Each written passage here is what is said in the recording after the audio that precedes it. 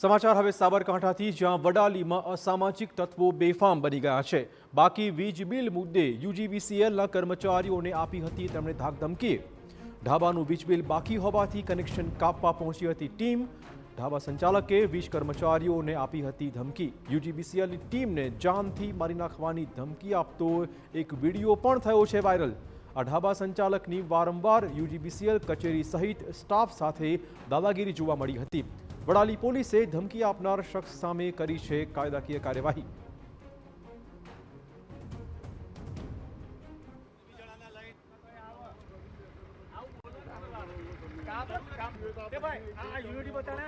कौन आएगा मेरे सामने? कौन आएगा मेरे सामने? તમે બોલતા નસો ને આ જેટલા છે તમે યુનિટીમાં પર પેલો મોડલો સાહેબ તો નાકો કરીને દીધો તો નહીં બરાબર મોડજી ગાડીને પથ્થર મારી તોડી નાખી દીધી ગાડીને મને ના છેડો હા લઈને યુનિટી પર હાલા રોલર શું ફરક લે કે આખી ગાડી કા તું ફૂંક મારવા એને કહ્યો મગન કાકા કાઢ્યા।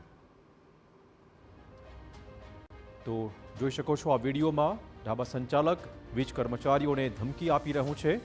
મામલો સામે આવતા જ આ ઢાબા સંચાલક સામે કાર્યવાહી કરવાની શરૂઆત કરી દેવાઈ છે। વડાલીનો આ બનાવ છે જ્યાં અસામાજિક તત્વો બેફામ બન્યા છે। બાકી વીજ બિલ મુદ્દે આ કાર્યવાહી, જો કે યુજીવીસીએલના કર્મચારીઓને ઢાબા સંચાલકે ખુલ્લી ધમકી આપી હતી।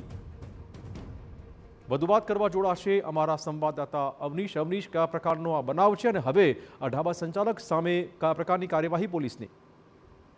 જે પ્રકારે આ ઢાબા સંચાલક હતો તેનું વીજ બિલ બાકી હતું તેને લઈને સ્થાનિક યુજીવીસીએલની ટીમ જે છે તે જોડાણ કાપવા માટે પહોંચી હતી અને સાથે જ આ બિલની ભરપાઈ કરવા માટેની પણ માંગણી કરી હતી। પરંતુ આ દરમિયાન ઢાબા સંચાલક ઉશ્કેરાયો હતો અને તેણે બેફામ જે રીતે વર્તન કર્યું હતું તેના કારણે એક પ્રકારે ધમકીઓ આપવાની શરૂ કરી હતી, જેનો વિડીયો પણ યુજીવીસીએલની ટીમ દ્વારા ઉતારવામાં આવ્યો હતો અને તે વિડીયો હવે સોશિયલ મીડિયામાં પણ વાયરલ થયો છે। પોલીસને પણ આ વિડીયો આપવામાં આવ્યો છે અને તે ઢાબા સંચાલક છે તેના વિરુદ્ધમાં કાર્યવાહી કરવા માટેની તજવીજ પણ હાથ ધરી છે। પોલીસે પણ આ ઢાબા સંચાલક છે તેના ઇતિહાસને લઈને પણ હવે કાર્યવાહી શરૂ કરી છે। ધન્યવાદ અવનીશ તમામ જાણકારી બદલ।